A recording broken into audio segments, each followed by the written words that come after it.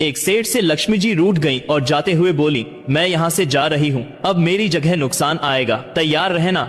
और अगर तुम मुझसे जाते जाते कुछ मांगना चाहते हो तो बोलो। सेठ बहुत समझदार था, बड़ी विनम्रता से बोला, माता नुकसान आ रहा है तो आने दीजिए, बस मुझे एक वरदान दीजिए कि मेरे परिवार में हमेशा सुख और शांति बनी रहे। लक्ष्मी जी मुस्कुराएं, तथास्तु कहा और वहाँ से चली गयीं। अब उस सेठ की 4 बहुएं थी। कुछ दिनों बाद सबसे छोटी बहू खिचड़ी बना रही थी। उसने खिचड़ी में नमक डाला और अपने काम में व्यस्त हो गई।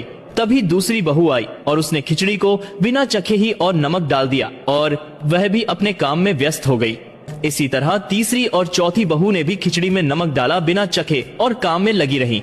रात को सबसे पहले सेठ खाना खाने बैठे। जैसे ही उन्होंने खिचड़ी का 1 चम्मच लिया, उन्हें महसूस हुआ कि इसमें बहुत ज्यादा नमक है और सेठ जी तुरंत समझ गए कि नुकसान आ चुका है। किसी से कुछ नहीं कहा, चुपचाप खिचड़ी खाई और चले गए।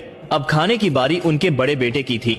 बेटे ने खिचड़ी का एक निवाला लिया और परिवार वालों से पूछा, पिताजी ने खाना खा लिया, उन्होंने कुछ कहा? बाकी सबने जवाब दिया, हाँ पिताजी ने खा लिया, लेकिन किसी से कुछ नहीं कहा। बड़े बेटे ने भी चुपचाप खिचड़ी खाई और चले गए। इसी तरह परिवार के सभी सदस्य एक एक करके आए। अपने से पहले वालों के बारे में पूछे, कुछ नहीं कहा, चुपचाप खिचड़ी खाई और चले गए।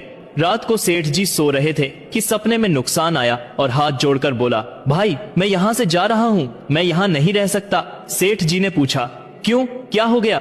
नुकसान बोला, तुम सब ने मिलकर 1 किलो नमक खा लिया, पर मजाल है कोई किसी पर नहीं चिल्लाया, कोई गुस्सा नहीं हुआ, सब शांत रहे। अब जिस परिवार में इतनी सुख शांति आपसी प्यार और सम्मान है, वहाँ मैं नहीं रह सकता। निष्कर्ष, जिस परिवार में प्यार शांति आदर और बड़प्पन है, उस परिवार का कोई नुकसान कोई आपदा कुछ नहीं बिगाड़ सकती।